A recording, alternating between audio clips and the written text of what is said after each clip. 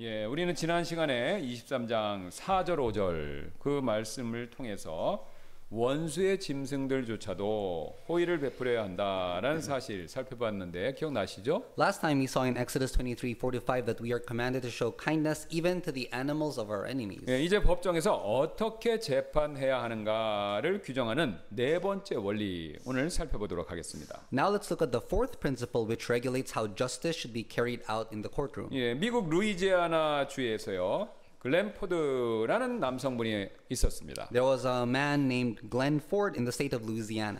예, 그분은 1984년 살인 사건 범인으로 몰려서 억울하게 사형 선고를 받게 됐었는데요. In 1984, he was wrongfully convicted of murder and sentenced to death. 하지만 그분은 범인은 아니었었습니다. But he was not the real murderer. 부족한 증거 또 부정확한 재판으로 인해서 그분은 무려 30년 동안이나 사형수의 감방에서 생활했어야만 했었습니다. Due to insufficient evidence and an unfair trial, he had to stay in prison for 30 years. 그 기간 동안, 그 세월 동안에 그분은 자신의 억울함을 계속해서 호소했지만 세상은 그의 목소리를 들어주지 않았습니다. During those years, he cried out for justice, but the world refused to listen to him. 그러나 세월이 흘러서 우리 잘 아시는 DNA 감식으로 그분의 무죄가 결국 입증되었는데요. But as time passed, DNA testing proved that he was actually innocent. 2014년 그분은 마침내 자유의 몸이 되었지만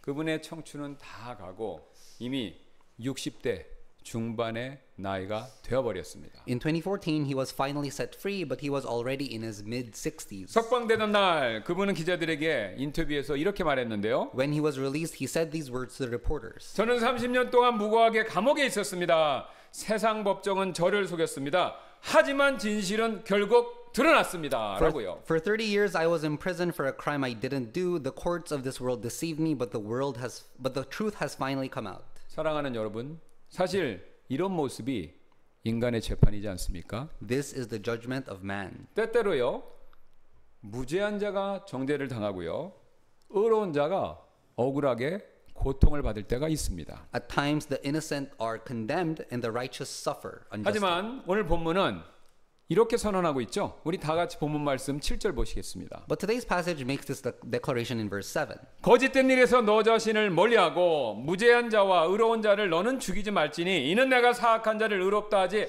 아니할 것이기 때문이라. Keep thee far from a false matter, and the innocent and righteous slay thou not, for I will not justify the wicked. 여러분 지금 7절이 무엇을 말씀하고 있습니까? 죄 없고 죄 없는 무고한 사람이나 의로운 사람 이 사람들을 죽이지 말라 이렇게 명령하고 있죠. Verse 7 commands not to kill the innocent and righteous. 예, 사실 재판관은요 악인을 벌해야 될 사람이지 무고한 사람을 처벌해서는 그걸 처벌하는 사람이 되어서는 안 되지요. A judge should punish the wicked but never the innocent. 무죄한 자를 정죄하거나 심지어 죽이는 것은요 재판관 자신이 살인죄를 짓는 것과 마찬가지가 됩니다. To condemn or punish an innocent person is the same as committing murder. 여러분 성경에서 이런 불의한 재판을 행했던 대표적인 사람이 있었죠.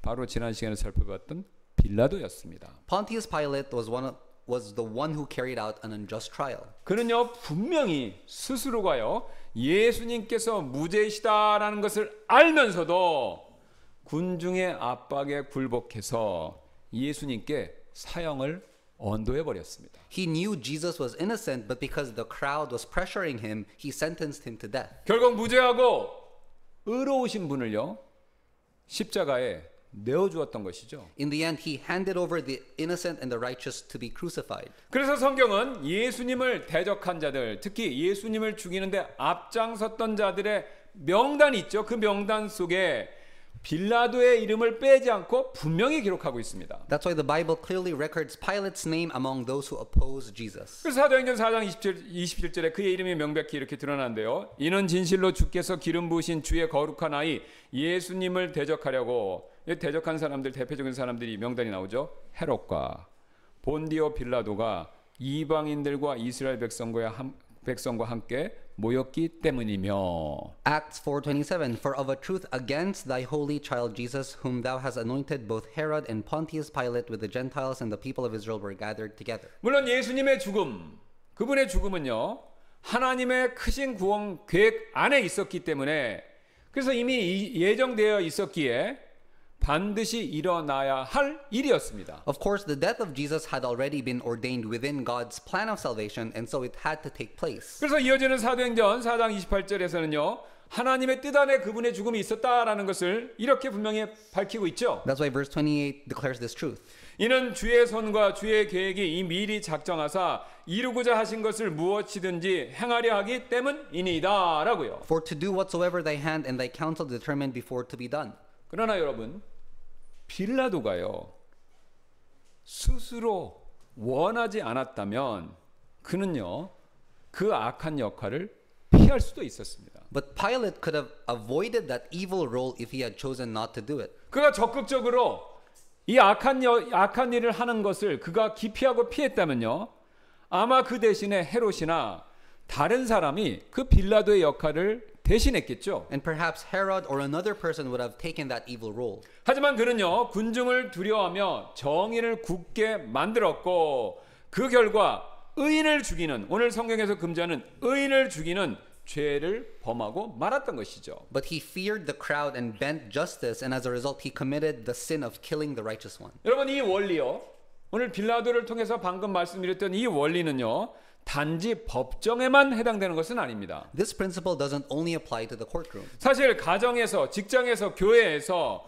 우리가 내리는 작은 삶의 판단 하나하나가 다 재판과 비슷할 때가 있지 않습니까? At home, work, or church, every small decision we make is like judgment. 그때마다 우리는 뭔가를 판단하고 우리는 뭔가를 결정해야 되는데 재판처럼요. 그때마다 우리는 스스로에게 이렇게 물을 필요가 있죠. And at these times, we must always ask ourselves, 나는 지금 진실을 따르고 있는가?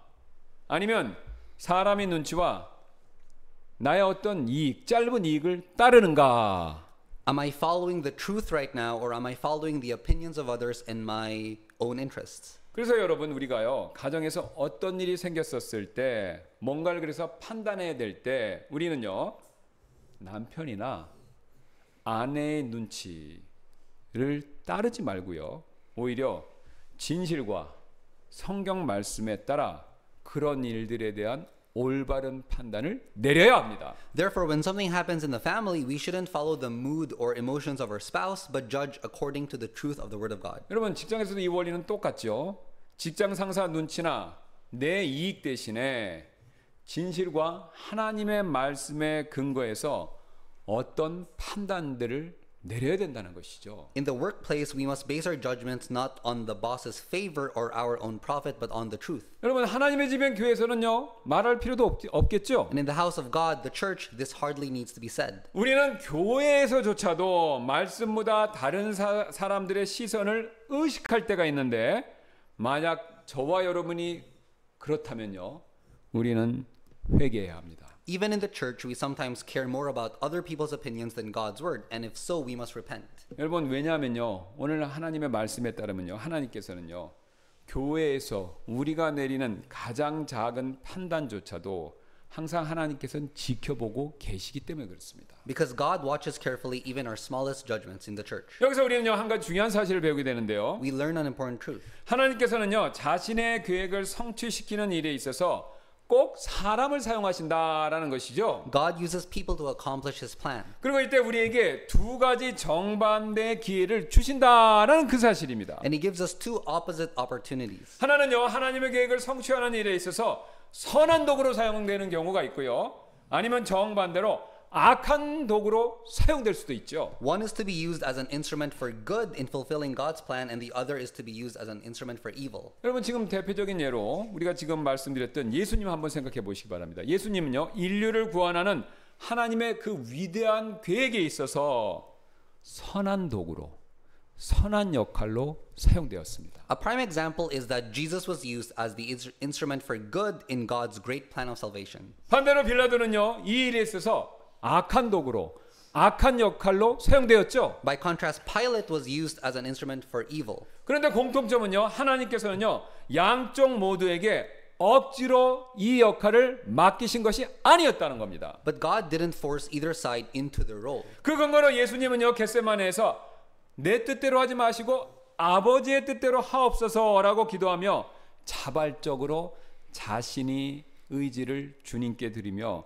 순종의 길을 택하셨던 것이죠. As evidence in Gethsemane, Jesus prayed, "Not my will, but yours be done," voluntarily choosing the path of obedience. 여러분 빌라도도 똑같습니다. 그 역시요 스스로 결정을 내려서 불의의 길을 자기 자신이 선택한 것이었습니다. And Pilate made his own decision and chose the path of injustice. 예, 마가복음 15장 14절 15절 그 사실을 이렇게 밝히는데요. 그러자 빌라도가 그들에게 이르되 어찌 된 일이냐 그가 무슨 악을 행하였느냐 하니 이에 그들이 더 심하게 소리를 질러 그를 십자가에 못 박으소서 하더라. 그러므로 빌라도가 여기가 중요합니다. 그러므로 빌라도가 사람들을 만족시키려 하여 바라바를 그들에게 풀어주고 그가 예수님은 채찍질하고 십자가에 못 박도록 넘겨주더라. Mark 15:14-15. Then Pilate said unto them, "Why, what evil hath he done?" And they cried out the more exceedingly, "Crucify him." And so Pilate, willing to content the people, released Barabbas unto them and delivered Jesus when he had scourged him to be crucified. 여러분 하나님께서는요 이처럼 그에게 억지로 악역을 해라 그렇게 억지로 그것을 맡기신 것은 아니었습니다. God didn't tell him or force him to take the role of the evildoer. 오히려 그의 아내 유대인 아내를 통해서 경고까지 주셨지만 꿈에 예수님 나타나서 괴롭히지 말라고 그랬죠. 그런 경고까지 주셨지만 결국 그는요 군중의 목소리를 따르기로 그가 스스로 선택했던 것이죠. God even gave him a warning through his wife, but he ultimately chose to follow the voice of the crowd. 사실 우리가 인생 살아가면서요 저와 여러분 모두는요 우리를 향한 하나님의 크신 계획과 뜻 이거 비껴가거나 피해가거나 도망칠 수 있는 사람 아무도 없습니다. The truth is, nobody can escape God's great plan and purpose for our lives. 왜냐면요 하나님께서는요 세상보다 물론 나보다 심지어는 마귀보다 더 크신 분이시기 때문에 그렇죠. Because God is greater than the world itself. 그래서 단지 우리가 할 수 있는 일은 이런 위대한 하나님의 뜻과 계획 안에서 우리가 어떤 역할을 할 것인가 하나님이 주시는 그 역할에 있어서 어떤 역할을 할 것인가 이거를 선택하는 그 일밖에 우리가 할 수 있는 것이 없다라는 거죠. So the only thing we can do is to choose what role we will take within this great plan and purpose of God. 예수님처럼요 선한 도구의 역할을 할 것인지 아니면 빌라도처럼 악한 도구의 역할을 할 것인지 그것은요 결정하는 것은 전적으로 우리의 몫이 됩니다. It's up to us whether we will be used as instruments for good like Jesus or instruments for bad like Pilate. 여러분 이런 선택은 지금부터 있었던 것이 아니라요 과거에 아담과 이브가 죄를 지을 때부터 시작해서 계속해서 지금까지 이어지고 진행되고 오는 그 선택의 문제라는 것이죠. This kind of choice began with Adam and Eve and when they sinned, and it continues to this day. 여러분 구원의 문제 한번 생각해 보세요. Even the matter of salvation follows the principle. 우리가 회개하고요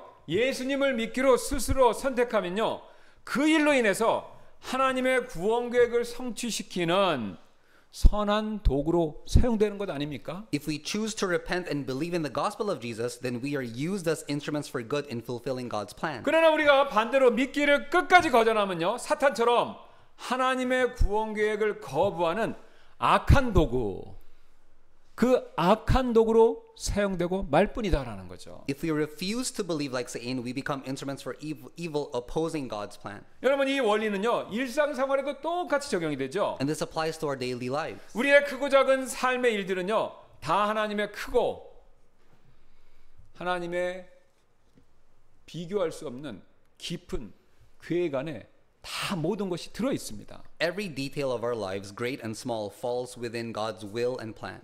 중요한 것은요 내가 그런 크고 위대한 하나님의 뜻을 이루는 데 있어서 순종하는 사람으로 살 것인지 아니면 그 뜻을 거스르는 불의한 사람으로 살 것인지 이것을 결정하는 거 올바른 선택을 내는 거 이게 제일 중요한 것이다라는 거죠. The important question is whether we will live as people of obedience who fulfill God's will or people of unrighteousness who resists it. 그래서 어느 신학자가 이런 말을 한 적이 있는데요. That's why a theologian said this. 그리스도인의 성화 거룩한 삶은 거대한 순간보다 작은 일상의 선택에서 나타납니다. The sanctification of a Christian is revealed not in grand moments but in the small choices of daily life. 작은 순종, 작은 인내, 작은 믿음의 실천이 모여서 하나님의 거대한 뜻을 이루게 합니다. Small acts of obedience, small moments of patience, and small practices of faith together bring about the fulfillment of God's great purpose. 여러분 오늘 본문은 분명히 이렇게 말씀하고 있지 않습니까? 무죄한 죄와 의로운 자를 죽이지 말라라고요. Today's passage speaks clearly, do not kill the innocent and righteous. 그러나 우리가 살펴봤던 빌라도는요, 군중의 압력 앞에 무너졌고 정의보다 사람의 눈치를 보고 말았죠. Pilate collapsed under the pressure of the crowd and cared more about their approval than justice. 그 결과 오늘 성경에 금지하는 의인을 죽이는 그 자리까지 서고 말았습니다. And so he stood in the place of the one who killed the righteous one. 여러분 그렇다면 과연 우리는 어떻습니까? So what about us? 예, 가정에서, 직장에서, 교회에서 작은 압력과 압박 앞에 굴복하면서 거짓에 저와 여러분이 동의한 적은 없으신가요? Have we not sometimes yielded to pressures at home, work, or the church agreeing with falsehood? 여러분 우리가 그런 조그만 일이지만 그런 거짓에 동의하는 선택들이 계속해서 쌓이게 되면요, 결국 나도 모르게 빌라도와 같은 자리에 우리도 나 자신 모르게 설 수 있습니다. These small choices, if piled up, may one day put us in the same place as Pilate. 그래서 오늘 하나님께서는요, 우리에게 오늘 본문 말씀을 통해서 지금 이렇게 묻고 계신 것이죠. That's why God is asking us this question. 너는 순종의 길을 택하겠느냐 아니면 불의의 길을 따르겠느냐라고요. Will you choose the path of obedience or will you follow the way of the unrighteous? 군중과 사람들의 소리를 따르겠느냐 쫓겠느냐 아니면 하나님의 음성을 따르겠느냐라고요. Will you chase the voice of the crowd or follow the voice of God? 그래서 우리는요, 오늘 이런 하나님 말씀 앞에서 이렇게 기도할 필요가 있습니다. Therefore, we need to pray like this. 주님, 저를 주님의 뜻을 이루는 순종의 그릇으로, 예수님처럼 순종의 그릇으로 써주시옵소서. Lord, use me as a vessel of obedience to fulfill your will.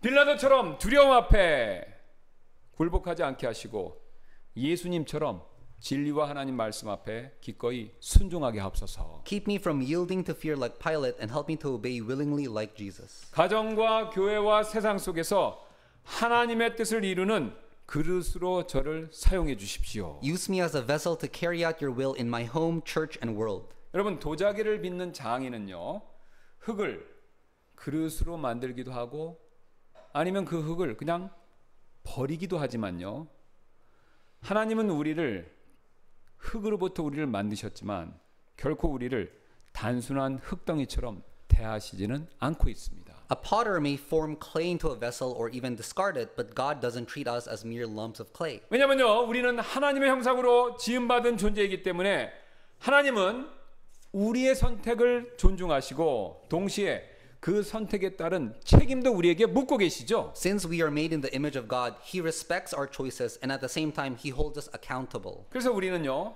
하나님의 선한 통로로 쓰임 받는 삶을요, 지속적으로 계속해서 선택하셔야 합니다. And so we must choose to live as channels of God's righteousness. 그래서 이번 주 한 주도 작은 일상 속에서 하나님의 뜻을 이루는 순종의 길을 항상 선택하시는 저와 여러분들 되시기를 주님의 이름으로 소원합니다. And so I bless you in the name of the Lord that in this coming week you and I may choose the path of obedience in the small details of daily life. 우리는 현재 출애굽기 23장 1절부터 9절 말씀을 통해서 법정에서 어떻게 재판해야 하는가라는 그것을 규정하는 6가지 원리를 살펴보고 있는데요. We're currently studying Exodus 23, 1-9, which sets forth 6 principles on how justice should be carried out. 예, 기억나시는 분도 있으실 텐데 첫째 원리는 뭐였죠? 거짓 소문에 근거한 거짓 고발하지 말라 이거였고요. 두 번째는 다수의 의견에 따라서 재판을 굳게 하지 말라라는 그 내용이었죠. The first principle is that we shouldn't bring false accusations based on lies, and the second is that we must not pervert justice by majority opinion. 그 다음에 세 번째 우리가 지난 시간 살펴봤던 것처럼 감정에 기초해서 재판을 또 굳게 하지 말라. 불쌍한 사람이라고 봐줘서는 안 된다라는 내용이었죠. The third is we must not distort judgment based on personal emotions. 그리고 네 번째 원리는요, 죄 없는 무고한 사람이나 의로운 사람을 죽이지 말라라는 또 그 원리였죠. And the fourth is we must not put to death the innocent or righteous. 다섯 번째로 뇌물을 받지 말라고 그렇게 명령하고 계십니다. The fifth principle is that we must not accept bribes. 예, 오늘 본문인 8절 다 같이 보시겠습니다. Let's look at verse 8. 너는 뇌물을 받지 말지니 이는 뇌물이 지혜로운 자의 눈을 어둡게 하고 의로운 자의 말을 굽게 하기 때문이라. And thou shalt take no gift, for the gift blindeth the wise and perverteth the words of the righteous. 여러분 뇌물이 뭐죠? What is a bribe? 예, 뇌물은요 개인의 이익을 얻기 위해서 권력자에게 금품을 몰래 주거나 직권을 가진 자가 부당한 청탁을 받고 그 대가를 챙기는 부정행위, 이것을 말하죠. A bribe is when someone secretly gives money or valuables to a person in power for personal gain, or when an authority accepts improper requests in exchange for a reward. 여러분, 뇌물이라는 것은요, 단순히 불법적인 이익만 얻는 것이 아니라 성경을 보시면요, 성경에서는요, 무죄한 사람을 해치기 위한 수단으로 쓰이는 경우까지 포함해서 그것을 얘기하고 있습니다. A bribe is not just about gaining something illegally, but in the Bible it includes cases where innocent people are harmed. 신명기 27장 25절인데요. 무죄한 사람을 죽이려고 대가를 받는 자는 저주를 받으리라 할 것이니라. 그리하면 온 백성은 아멘 할지니라. Deuteronomy 27:25. Cursed be he that taketh reward to slay an innocent person, and all the people shall say amen. 이처럼 성경은요, 뇌물을 철저히 금하는데요. The Bible strictly forbids bribery. 왜냐하면요, 가장 중요한 이유가 있습니다. 하나님은요, 결코 뇌물을 받지 않으시는 분으로 성경이 묘사하고 있기 때문에 그렇죠. Because God is described as one who never accepts bribes. 하나님께서는요, 외모로 사람 절대 판단하지 않으시고 언제나 공의로 심판하시는데 그 사실 믿으시죠? He does not judge by outward appearance, but judges with righteousness. 역대기하 19장 6절 7절이 그 사실을 이렇게 밝히는데요. 재판관들에게 이르기를 너희가 행하는 것을 조심하라. 이는 너희가 사람을 위해 재판하지 아니하고 보세요. 오직 주를 위해 하기 때문이니. 여러분, 재판하는 목적은요, 사람을 위해서 하는 것이 궁극적이 아니라 주를 위해서 하기 때문이니 라고 밝히죠. 그분께서 재판할 때 너희와 함께 계시느니라. 사람 재판관만 있는 게 아니라 하나님이 옆에서 그것을 보고 계시죠. 7절. 그런즉 이제 너희는 주의 두려움을 너희 위에 두고 조심하여 그것을 행하라. 이는 주 우리 하나님께는 불법이 없으시고 또 사람을 외모로 취하는 것도 없으시며 뇌물을 받는 것도 없으시기 때문이라 하더라. 2 Corinthians 19:6-7. And he said to the judges, Take heed what ye do, for ye judge not for man, but for the Lord who is with you in the judgment. Wherefore now let the fear of the Lord be upon you. Take heed and do it, for there is no iniquity with the Lord our God, nor respect of persons, nor taking of gifts. 이뿐만이 아닌데요. 성경은요, 뇌물을 주고받는 일이 언제나 타락과 관계 있다라고 타락과 연결시켜서 얘기합니다. The Bible also teaches that giving and receiving bribes is connected to corruption. 사무엘은 안 그랬는데요. 이게 참 아버지가 훌륭하다고 자식이 꼭 100% 훌륭한 건 아니죠. 사무엘은 절대 안 그랬는데 이 자식 교육을 어떻게 잘못 시켰는지 사무엘의 아들들이 딱 이 경우에 해당이 되죠. The sons of Samuel are examples of this. 예, 사무엘기상 8장 1절 3절인데요. 또 이 일이 일어났으니 곧 사무엘이 늙었을 때 그가 자기 아들들을 이스라엘의 재판관으로 삼았더라. 그의 아들들이 자기 아버지의 길로 걷지 아니하고 이득을 따라 옆으로 돌이켜 뇌물을 취하고 재판을 굳게 하였더라. 1 Samuel 8:1 and 3. And it came to pass when Samuel was old that he made his sons judges over Israel, and his sons walked not in his ways, but turned aside after lucre and took bribes and perverted judgment. 예, 사무엘은 훌륭해서 그 아들들을 또 재판관으로 세웠지만 그 재판관이 결정적인 실수를 했습니다.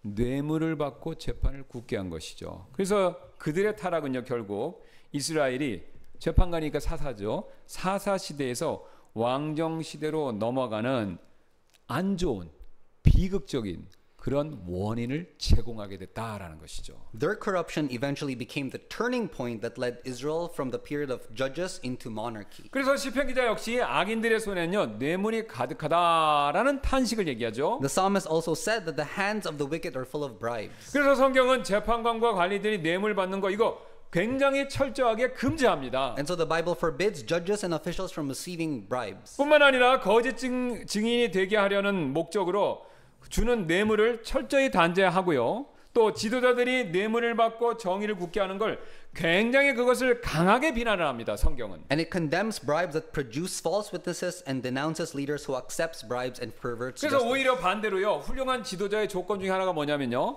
뇌물을 받지 않는 것. 이게 훌륭한 지도자의 조건에 해당이 또 되었고요. And so one of the qualifications of a good leader was the one who did not accept bribes. 그러나 성경이 이런 경고에도 불구하고 이스라엘 역사 속에서 뇌물은 계속해서 존재했고요. 그 결과 이스라엘 사회를 병들게 만들어 버렸습니다. But throughout Israel's history, bribery continued to corrupt society. 그래서 그런 뇌물로 인해서 가난한 자들이 억울하게 잘못된 재판과 대우를 받았고요. 부정한 권력자들이 부와 권세를 유지하게 되었었죠. And so the poor were abused while corrupt rulers kept their wealth and power. 그래서 그 이후에 역사 그 선지자 시대에서도 예언자들이 계속해서 뇌물을 주고받는 죄를 신랄하게 비판했고 하나님께서는요 뇌물로 인해 생긴 이런 타락의 결과를 절대 묵고하지 않으셨습니다. As a result, the prophets fiercely condemned bribery, and God never left this corruption unpunished. 그래서 욥기 15장 34절 이렇게 경고하는데요. 이는 위선자들의 회중은 황폐하게 되고 불이 뇌물을 받는 자의 장막들을 소멸시킬 것이기 때문이라. Job 15:34 For the congregation of the hypocrites shall be desolate, and fire shall consume the tabernacles of bribery. 그런데 여러분 잠언 말씀에 가서 보시면요. 21장 14절인데요. 뇌물과 관련해서 다음과 같은 매우 흥미로운 사실을 한 가지 말씀하고 있습니다. But Proverbs presents an interesting insight regarding bribery. 잠언 21장 14절인데요. 은밀한 선물. 은밀한 선물은 분노를 가라앉히고 품 안의 보상은 맹렬한 진노를 가라앉히느니라. Proverbs 21:14 A gift in secret pacifieth anger, and a reward in the bosom strong wrath. 지금 여러분 여기서 잠언 21장 14절에서 은밀한 선물로 번역된 히브리어는요. 맞단이란 단어인데 이 맞단이란 단어는요. 다음의 구절들에서는요. 이게 뇌물로 또 번역되었습니다. In verse 14, the Hebrew word matan, translated as a gift in secret, is in other passages translated as bribe. 예, 우리 주보에 있는 한번 가서 보시기 바랍니다. 잠언 15장, 그 다음에 전도서 7장 한번 가서 봐주시면 되겠습니다. Please take a look at Proverbs 15 and Ecclesiastes 7 in the bulletin. 예, 맨 밑에 세 번째 맨 밑에 있는데요. 이득을 탐하는 자는 자기 짐을 괴롭게 하나 뇌물을 미워하는 자는 살리로다. 확실히 억압은 지혜로운 자를 밀치게 하고 뇌물은 그 마음을 파멸시키느니라. He that is greedy of gain troubleth his own house, but he that hateth gifts shall live. Surely oppression maketh a wise man mad, and a gift destroyeth the heart. 지금 여러분 뇌물은 재판을 굳게 하고 마음을 타락시킨다고 정죄하죠. 그런데 이 뇌물로 번역된 단어가 잠언 21장 14절에서는요. 은밀한 선물로 똑같은 단어가 은밀한 선물로 그렇게 번역이 되었고 이것은요 또 반대로 긍정적인 맥락에서 똑같은 단어를 사용하고 있다는 것이죠. While bribery is condemned as something that perverts and corrupts justice and the heart, Proverbs 21:14, the very same expression, a gift in secret, is used in a positive way. 그래서 지금 잠언 21장 14절은요. 뇌물은 아니지만 뇌물과 같은 은밀한 선물은 오히려 뭐라고 얘기하고 있습니까? 분노와 진노를 가라앉히는 효과가 있다. 이렇게 얘기합니다. That thus Proverbs teaches that a secret gift can actually calm anger and pacify wrath. 여러분 여기서 이 선물과 관계된 성경에서 선물과 관계된 굉장히 중요한 사실을 우리가 배우게 되는데요. We learn an important truth regarding gifts. 여러분 은밀한 선물이요. 우리가 다른 사람한테 선물을 주는데 은밀한 선물이 공의와 정의를 무너뜨리고 재판을 굳게 만들면요. 그 은밀한 선물은 뇌물이 되죠. If a secret gift undermines justice and corrupts judgment, then it is bribery. 그러나 똑같은 은밀한 선물이요. 다른 사람의 분노를 누그러뜨리고 관계를 회복하는 수단으로 사용될 때 성경은요. 흥미롭게도 이를 금지하지 않고 오히려 지혜로운 행동이다라고 그렇게 가르칩니다. But when a secret gift is used to ease someone's anger or restore a broken relationship, the scripture does not forbid it but calls it an act of wisdom. 여러분 쉬운 예로 가족 간에 갈등이 생겼었을 때 오늘 말씀에 따르면요. 조그마한 선물이 관계 회복의 통로가 될 수 있다라는 거죠. For example, when a fight comes out in a family, a small gift can be a bridge toward fixing the relationship. 여러분 우리가 이미 그걸 다 알고 있습니다. 본성적으로 하는데요. 남편과 아내가 언쟁을 벌인 경우가 있었을 때 여러분 분위기가 냉랭해지죠. 그럼 냉랭한 분위기를 풀기 위해서 근사한 저녁 식사 함께 하거나 작은 선물에 손편지를 곁들여서 전하는 경우가 있지요. After an argument between husband and wife, sharing a nice dinner together or giving a small gift with a handwritten note can help fix the relationship. 여러분 직장에서도 마찬가지죠. 동료나 상사의 관계가 서먹서먹해졌을 때 커피 한 잔을 이렇게 건네주면 어떻습니까? 서운한 마음을 풀어주는 선물이 될 수 있죠. At work, when a relationship with a colleague or supervisor becomes strained, offering a cup of coffee can help fix that. 선물의 크기 종류, 액수는 다 다르지만요. 이런 행동은요, 상대방의 굳어진 마음을 풀어주는 지혜로운 방법이 될 수 있다라는 사실을 오늘 성경이 말씀하고 있습니다. The gifts may differ, but these actions can be a good way to soften a hardened heart. 그 사실을 잠언 17장 8절이 이렇게 말하는데요. That's why Proverbs 17:8 says this. 선물은 그것을 가진 자의 눈에 보석 같은즉 그것이 어디로 향하든지 그것이 형통하느니라. A gift is as a precious stone in the eyes of him that hath it. Whithersoever it turneth, it prospereth. 여러분 성경 속 인물 가운데서 지금 말씀드리고 있는 이 선물의 원리를 가장 잘 지혜롭게 사용했던 사람은 바로 야곱이죠. Among the figures in the Bible, Jacob was one of the people who used gifts wisely. 하나님에서 돌아오는 길에 형 에서가 무장한 400명과 같이 이렇게 자기를 마중 나오니까 그 소식 듣고 어떻게 했습니까? 그는 서둘러 첫 번째 한 게 뭐죠? 선물을 준비했습니다. 선물을 준비했죠. On his way back from Haran, when he heard that his brother Esau was coming to meet him with 400 men, he quickly prepared gifts. 예, 창세기 32장 13절부터 15절인데요. 이에 그가 그날 밤 거기에 묵고 자기 손에 들어온 것 중에서 자기 형 에서를 위해 선물을 취하니 암염소가 200마리요 순염소가 20마리요 암양이 200마리요 순양이 20마리요 전내는 낙타 30마리요 이것들의 새끼요 암소가 40마리요 황소가 10마리요 암나귀가 20마리요 나귀 새끼가 10마리라. Genesis 32:13-15. And he lodged there that same night and took off that which came to his hand, a present for Esau his brother, 200 she-goats and 20 he-goats, 200 ewes and 20 rams, 30 milk camels with their colts, 40 kine and 10 bulls, 20 she-asses and 10 foals. 이뿐만이 아닌데 야곱은요, 요셉이 이집트의 총리라는 것을 알지 못한 상태에서 지금 베냐민을 데리고 가야 되니까 베냐민을 잘 부탁하기 위해서 그때 기근 때문에 먹을 것도 없는 판에 가장 좋은 열매와 향품들을 예물로 준비해서 보낸 일이 있었습니다. And when they didn't know that Joseph was the governor of Egypt, they prepared and sent the best fruits and spices as gifts for securing Benjamin's safety. 여러분 이처럼 관계가 틀어졌거나 불편할 때 상대방에게 적절한 선물을 전하는 것은요, 성경이 오늘 긍정적으로 말하고 있는 은밀한 선물이 됩니다. In this way, when relationships are broken or strained, giving a gift to the person is what the Bible calls a secret gift. 그런데 그 선물을 주는 목적이 정의나 공의를 무너뜨리고 반대로 자기 이익을 취하려고 주는 선물이라면요, 그것은 뇌물이 되기 때문에 성경이 금하는 것이죠. But gifts that undermine justice selfishly are considered bribes and thus forbidden by Scripture. 이처럼 사적 이익을 취하는 목적이 아니라 단지 나와 불편한 관계에 있는 사람과 화해하기 위해서 선물을 성경은 허용할 뿐만 아니라 그렇게 선물을 주는 사람을 다음과 같이 칭찬까지도 합니다. Therefore, gifts not intended for selfish gain but given to reconcile are not only permitted but receive commendation. 예, 잠언 18장 16절인데요. 사람의 선물은 그를 위한 자리를 만들어 주고 Proverbs 또 위대한 자들 앞으로 그를 그 선물이 인도하느니라. Proverbs 18:16. A man's gift maketh room for him and bringeth him before great men. 여러분 지금 이 말씀을요, 뇌물하고 여러분이 구별 못하시고 보면요, 이거 뭐야?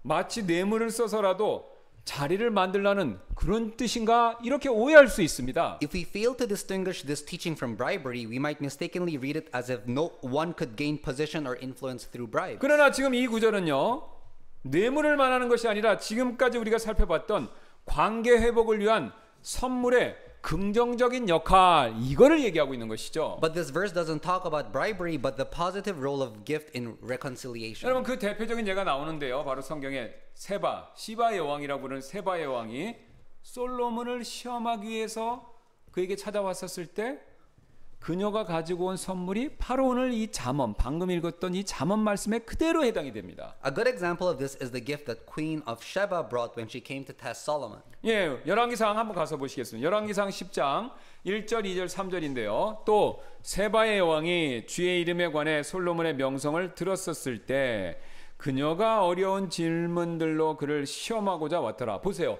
지금 시험하려고 세바의 왕이 일부러 솔로몬을 찾으러 왔죠. 명성 때문에. 자, 근데 그녀가 빈손으로 온 것이 아닙니다. 2절. 그녀가 심히 큰 행렬과 향료와 심히 많은 금과 보석을 실은 낙타들과 함께 예루살렘에 이르렀더라.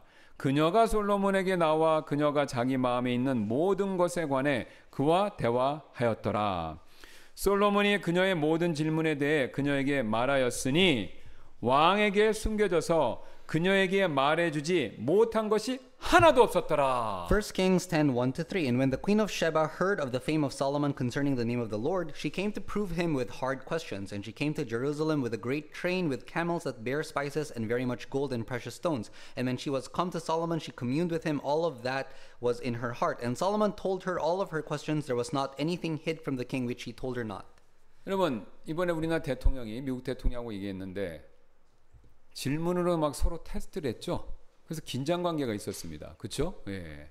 그래서 이게 통치자들이 질문으로 상대방을 테스트하는 건요 결례입니다. 고대 왕들 사이에서는요 질문으로 상대방 왕을 테스트하는 것은요 일종의 싸우자는 도전적인 행위랑 마찬가지였습니다. In ancient times, testing another king with questions was considered confrontational. 그래서 상대방 왕을 언짢게 만들 수도 있었기 때문에 이 세바의 왕은요 솔로몬의 마음을 상하지 않게 하기 위해서 막대한 선물을 준비했던 것입니다. Since questions could easily offend another king, the queen of Sheba prepared gifts so as to not offend Solomon. 즉 그녀의 선물은 이런 의미였죠. 내가 당신의 명성을 확인하기 위해서 몇 가지 좀 어려운 질문을 한번 하도록 하겠습니다. 그래서 그런 질문을 하더라도 기분 나빠하지 마십시오라는 뜻으로 선물을 가지고 그것을 솔로몬에게 주었던 것이죠. She brought gifts as if to say, even if I ask you some difficult questions to confirm your reputation, please don't be offended. 만약 이런 선물 없이 그냥 시험하는 질문만 그녀가 막 솔로몬에게 전했다면요. 두 왕의 관계는 험악해질 수도 있었습니다. Had she asked these testing questions without any gifts, their relationship would have been hostile. 그래서 이런 일을 막고요. 이런 오해가 생기는 일을 막고 솔로몬에 대해서 굉장히 자세히 알기 위해서 세바의 여왕은 일부러 선물을 준비했던 것이죠. And to prevent this conflict and learn more about Solomon, the queen of Sheba prepared gifts.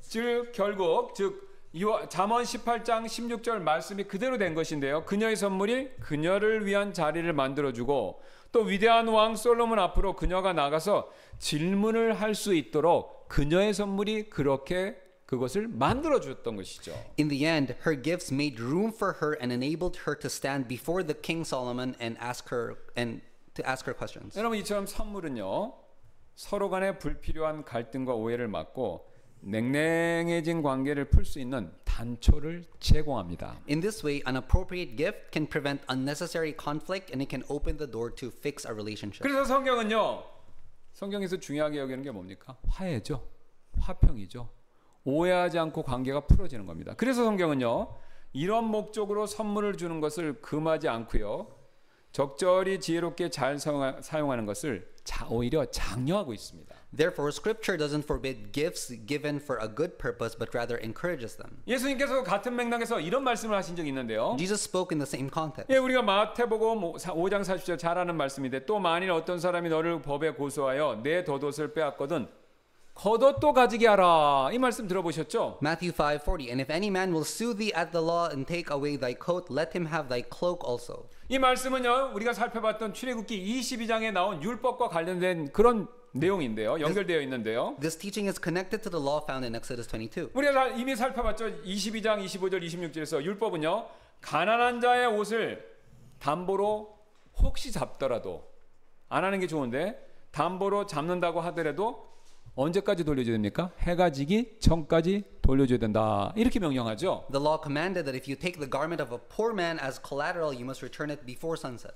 그런데요, 그 당시 돈을 빌려준 사람이 화가 너무나 나서 소송을 걸어서 옷을 아예 그것을 빼앗아가는 경우도 있었습니다. But in those days, lenders would sometimes become angry, file a lawsuit, and take away the garment. 예수님은 그런 상황에서 오히려 원래 담보로 잡았던 담보 이상의 옷까지 더 주어서 소송 건 그 사람의 분노를 가라앉히라. 바로 이 뜻으로 말씀하고 계신 것입니다. In these situations, Jesus taught that one should give even more than the pledged garment in order to calm the anger. 법적으로는 물론 줄 의무가 없습니다. 그러나 자신을 소송한 그 사람하고 화평하기 위해서 관계를 풀기 위해서 일종의 선물처럼 그것을 그것을 또한 주라. 이렇게 명령하셨던 것입니다. Even if there's no obligation to give more legally, for the sake of peace, it should be offered like a gift. 여러분 그렇게 하는 것이 소송 걸어서 또 재판해 갖고 완전히 뺏기고 뭐 이렇게 그렇게 하는 것보다 이렇게 선물을 적정하게 주어서 화평한 관계에 소송을 취하는 것이 더 지혜로운 길이고 하나님의 자녀답게 화평을 이루는 방법이기 때문에 예수님께서는 가능하다면 그런 선물까지도 써라 이렇게 말씀하신 것이죠. This is the wiser path and the way to make peace as the children of God. 사실 우리 그리스도인들은요 될 수 있으면 강대강으로 부딪히는 사람이 절대로 아닙니다. 어떤 분들은 그렇게 가르쳐요. 진리를 위해서 싸워야 된다고. 그래서 진리에 싸워야 되고 타협하지 말라고 그러는데 여러분 그거는 몇몇 구절입니다. 성경은 절대적으로요. 강대강으로 맞서서 싸우는 사람이 되지 말고 될 수 있으면요. 화평, 평안을 추구하는 사람이 되라고 성경의 수많은 곳에서 그것을 가르치죠. Christians should not be people who always clash head to head, but whenever possible, people who pursue peace. 그래서 마태복음 5장 9절에 예수님이 산상수훈 팔복에서 이렇게 말씀하시지 않았습니까? 화평하게 하는 자들은 복이 있나니 이는 그들이 하나님의 자녀라 불릴 것이기 때문이라. Matthew 5:9 Blessed are the peacemakers, for they shall be called the children of God. 사실 요즘 사람들 자신의 권리와 이익 그거 굉장히 소중하게 여기고 중요시하죠. People today place great importance on their rights and interests. 그래서 조금이라도 자신의 권리 이익에 누가 손해를 입히는 것 같으면 예민해져서 법적 소송도 불사하는 굉장히 강한 행동을 찰취합니다. So if they feel even slightly that their rights and interests are being harmed, they become sensitive and take strong legal actions. 여러분 그렇게 해서 법적으로 무슨 판단과 결과가 나오면요 내가 이기는 것 같지만요 그러나 그런 행동을 취하면 취할수록요 사실 인간관계 그 사람과의 관계면에 있어서는요 문제가 해결되는 것이 아니라요 오히려 분쟁과 갈등만 끊임없이 더 발생하고 일어날 뿐이다라는 거죠. But the more actions are taken, the less problems are resolved and conflicts only continue to rise. 즉 문제가 해결되는 것이 아닙니다. 강대강으로 맞서면 문제가 해결되는 것이 아니라 오히려 문제가 꼬이면서 더 커질 뿐이다라는 거죠. Problems are not solved but become more entangled and grow worse. 사실 관계의 문제를 해결하려면요 오히려 지금 성경과 예수님이 말씀하시는 것처럼 화평을 추구하는 방법으로 이 방법으로 접근하셔야 합니다. To solve problems, we must approach them by pursuing peace, just as Scripture and Jesus teach. 필요하다면요 오늘 성경이 말씀하시는 것처럼 선물을 써서라도 될 수 있으면 화평한 관계를 맺으려고 애써야 된다는 것이죠. If necessary, even through the use of a gift. 어떤 분들은 우리가 선물까지 쓰면서 하는 거 이런 방법을 쓰는 게 굴욕적이다라고 그렇게 느끼실 수도 있습니다. Some may feel that using gifts is embarrassing. 그러나 지금 성경과 예수님은 우리가 굴욕적인 사람이 되라고 그런 뜻으로 말씀하는 것이 아니지요. The Bible and Jesus are not telling us to become people of humiliation. 오히려 화평케 하는 방법을 통해서 선물까지 쓰면서 화평케 하는 방법을 통해서 문제가 커지는 것을 막고요. 조기에 수습하는 지혜를 배우게 하기 위해서 가능하면 선물까지도 써라. 이렇게 권하고 계신 것입니다. But they are teaching us to learn the wisdom of preventing problems. 여러분 저와 여러분 누구나 마찬가지죠. 누가 문제 커져서 법정 가는 거 좋아할 사람 누가 있겠습니까? Who would want problems to escalate to the point of going to court? 차라리 그 전에 그리스도인으로서 내가 조금 손해를 본다 하더라도 선물을 쓰는 걸 통해서 화평케 하는 것이 하나님이 더 원하시는 방법입니다. It is far better even if I suffer a small loss to make peace. That is the way God desires. 로마서 12장 18절부터 21절 이렇게 말씀하시지 않았습니까? 가능하면 보세요. 가능하면 너희가 할 수 있는 대로 모든 사람과 싸우라? 아니죠. 화평하게 지내라. 가능하면 특정 사람과? 아니죠. 모든 사람과 화평하게 지내라. 지극히 사랑하는 자들아 너희 스스로 원수를 갚지 말고 도리어 진노하심에 맡기라. 이는 기록된 바 원수 갚는 일은 내 것이니 내가 갚으리라. 주가 말하노라 하였기 때문이라. 그러므로 만일 내 원수가 줄이거든 그를 먹이고 만일 그가 목마르거든 그에게 마실 것을 주라. 여러분 이게 선물이지 않습니까? 원수가 줄이거든 먹을 걸 주래요. 목마르거든 마실 것을 주라는 거죠. 선물로 주라는 거죠. 이는 그렇게 함으로 내가 그의 머리 위에 숯불을 쌓을 것이기 때문이라. 악에게 지지 말고 도리어 선으로 악을 이기라. Romans 12:18 to 21. If it be possible, as much as lieth in you, live peaceably with all men. Dearly beloved, avenge not yourselves, but rather give place unto wrath, for it is written, Vengeance is mine, I will repay, saith the Lord. Therefore, if thine enemy hunger, feed him. If he thirst, give him drink. For in so doing, thou shalt heap coals of fire on his head. Be not overcome of evil, but overcome evil with good. 여러분 그렇죠. 우리는요. 악에게 지지 말고요. 도리어 무엇으로요? 선으로 악을 이겨야 합니다. 선으로 악을 대하는 것이 패배나 나약자의 모습이 아닙니다. 선으로 악을 대하는 것이 그게 승리다라는 거죠. As the verse says, we must not be overcome by evil, but overcome evil with good. 필요하다면요. 무엇까지 써서요? 선물이라도 써서 선으로 악을 이기라. And if necessary, even with a gift. 여러분 하나님은요. 이스라엘 민족이 가나안 땅에 들어가기 전에 지금 광야에 있을 때 뇌물을 주지도 말고 받지도 말라라는 법을 제정해서 가르쳐 주셨습니다. Before the Israelites entered the land of Canaan, God gave them the law, do not accept and give bribes. 재판관이요. 뇌물 받으면요. 단지 한 사람의 인생만 망가지는 것이 아니라 그 사회, 그 공동체 전체가 무너질 수 있습니다. For when a judge accepts a bribe, it's not only one person's life that is ruined, but the whole community. 오늘날도 똑같지요. The same is true today. 우리 가정, 직장, 교회에서 작은 뇌물과 같은 불의한 편파적인 판단 이것은요. 우리 직장, 사회, 국가를요.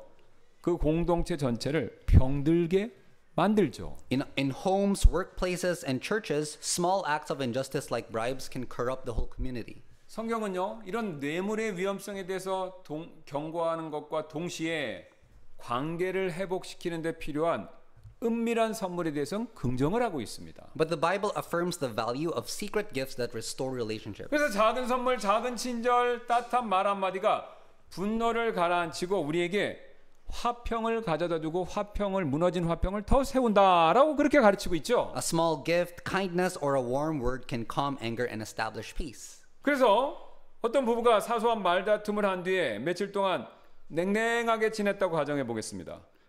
이때 서로 자존심 때문에 먼저 말을 꺼내기가 어렵지 않습니까? There was a couple who, after a small quarrel, remained cold toward each other for days, each too proud to speak first. 그런데 중요한 건 남편입니다.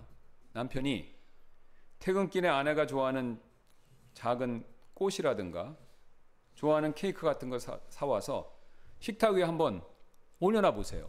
But one evening, the husband brings home a small bouquet and a cake that his wife likes and places them on the table. 그리고 짧게 쓴 메모장, 다음과 같은 메모를 쓴 그런 메모장 한번 그걸 같이 남겨보세요. And he also leaves a short note. 내가 미안해. 앞으로 더 잘할게. I'm sorry, I'll do better from now on. 여러분 아내분들 계시죠? 마음이 어떻게 됩니까? 눈 녹듯이 미움이 분노가 세집니까? 사라집니까? 사라지죠. 더 세지면 그건 비정상이신 분이세요. 사라질 수밖에 없습니다. And in that moment, the wife's heart would melt like snow. 왜 그렇죠? 작은 선물이 오늘 말씀처럼 작은 선물이 분노를 가라앉히고 관계를 회복시키는 힘이 있기 때문에 그렇습니다. A small gift has the power to calm the anger and restore relationships. 그래서 잠언 21장 14절 말씀이 이런 상황을 잘 설명해 주고 있는 것이죠. And this is what Proverbs 21:14 is describing. 여러분 또 직장에서 두 동료가 어떤 프로젝트 하다가 프로젝트 때문에 심한 갈등을 겪고 있다. 한번 그렇게 생각해 보시기 바랍니다. Let's say at work, two colleagues experience deep conflict. 이렇게 세게 부딪히면 말도 안 하고 서로 프로젝트를 위해서 협력해야 되는데 협력해야 될 분위기가 완전히 무너져 버리죠. They stop talking and they stop cooperating together. 그런데 둘 중에 어떤 한 사람이 그리스도인이 그렇게 해야 되겠죠. 커피 2개 사가지고 와서 한 잔을 상대방 책상 위에 조용히 올려놓으며 이렇게 한번 말해보세요. But one day, one of them quietly places 2 cups of coffee on the other's table. 우리 다시 힘을 합쳐봅시다. And then he says, let's work together again. 여러분 그렇게 했을 때 굳었던 마음이 풀리고 오히려 이전보다 더 나빠지진 않겠죠. 더 좋은 팀워크 이런 분위기가 만들어지겠죠. At that moment, their heart and hearts would soften and they would build an even better teamwork. 예, 작은 커피 한 잔이 관계를 새롭게 하는 은밀한 선물 역할을 할 수 있기 때문에 그런 일들이 벌어질 수 있는 것이죠. That cup of coffee became a secret gift that renewed the relationship. 또 우리 교회 봉사에서 오해가 생겨갖고 마음이 상한 성도들이 있다. 한번 가정해 보겠습니다. 두 분이 그러겠다. 한번 가정해 보겠습니다. Let's say in church, two members grew hurt because of a misunderstanding. 그래서 어느 날 주일 예배가 끝난 뒤에 한 성도분이 순수 준비한 떡을 포장해 와서 이렇게 한번 말해보는 겁니다. And one of them brings homemade rice cakes packaged with care after the service. 자매님, 함께 나누고 싶어서 조그만 떡을 준비했어요. Sister, I prepared this because I wanted to share it with you. 여러분, 그 떡을 그렇게 해서 주면요, 그 따뜻한 행동 하나가 그분들 사이의 관계를 다시 이어주면서 교회 안에 분쟁이 세워지겠습니까? 화평이 더 세워지겠습니까? 화평이 더 세워질 수밖에 없는 것이죠. That one warm act restored the relationship and brings peace to the church. 여러분, 이것이 오늘 성경이 말하는 은밀한 선물의 힘이 됩니다. This is the power of the secret gift the Bible speaks of. 뇌물은요, 분명히 불의와 타락을 가져다 주지만 은밀한 선물은요, 화평을 이루게 하고 무너진 관계를 회복시켜주는 힘이 있습니다. Bribery breeds injustice and corruption, but a secret gift brings peace and recovers relationships. 그래서 오늘 말씀 앞에서 우리는 스스로가 이렇게 자문해 볼 필요가 있는데요. Therefore, today's message asks us these questions. 예, 오늘 주님이 이렇게 묻고 계시는 것이죠. 너는 이익을 위해 불의를 택하느냐, 아니면 화평을 위해 작은 선물이라도 다른 사람들에게 줄 줄 아는 사람이 되겠느냐라고요. Will you choose injustice for the sake of gain, or will you be the one who knows how to give a small gift for peace? 너는 사람들의 눈치를 쫓겠느냐, 아니면 하나님의 공의를 따르겠느냐라고요. Will you follow the opinions of people, or will you follow the justice of God? 여러분, 이 질문 앞에서 우리가 대답하기 위해서 이번 한 주간 이렇게 다음과 같이 한번 속으로 결단하시지 않겠습니까? And will you all not make this commitment for the coming week? 주님, 저는 앞으로 회피하지만 말고 먼저 나와의 관계가 불편한 사람에게 다가가겠습니다라고요. Lord, from now on I will not avoid but take the first step. 아직 풀지 못한 관계가 있다면 그 사람을 위해서 작은 선물이나 따뜻한 메시지를 이번 주에 한번 준비해 보겠습니다. If there is a relationship still unreconciled, I will prepare a small gift or a message for that person. 또한 눈치보다는 하나님의 말씀을 따르겠습니다. I will follow your word than other people's opinions. 즉 직장에서 가정에서 어떤 결정을 내릴 때 눈치와 이익보다 진실과 성경 말씀에 근거해서 작은 일부터 그런 판단을 내리겠습니다라고요. When making decisions, I will judge not by profit but by truth and scripture. 마지막으로 화평케 하는 자가 되겠습니다라고요. And lastly, I will be a peacemaker. 불필요한 다툼 앞에서 강대강으로 꼭 맞서지 말고 선을 악으로 이기는 그런 길을, 어렵지만 그런 길을 선택하겠습니다라고요. I will not confront unnecessary conflicts with force, but I will choose the way of overcoming evil with good. 오늘 예수님 분명히 우리에게 이렇게 말씀하신 거 여러분 기억나시죠? And today Jesus clearly says to us, 화평케 하는 자들은 복이 있나니 이는 그들이 하나님의 자녀라